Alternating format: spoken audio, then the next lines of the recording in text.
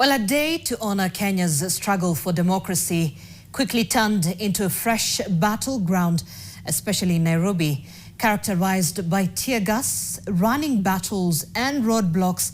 This year's Saba Saba commemoration saw the county erupt into pockets of chaos as protesters clashed with police across multiple neighborhoods. Here's a breakdown of the day's events as compiled by NTV's senior reporter, Catherine Omwando.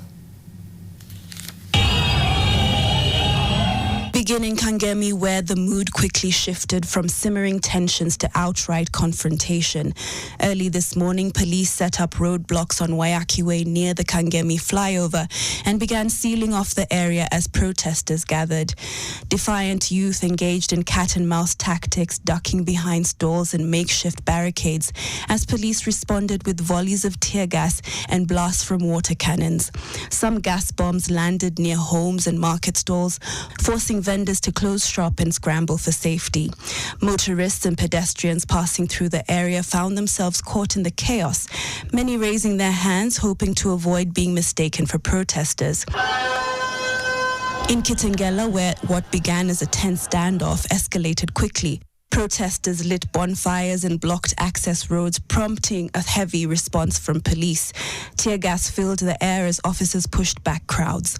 At one point, a man was seen rolling on the floor after being struck by a powerful jet from the water cannon, raising initial fears of serious injury.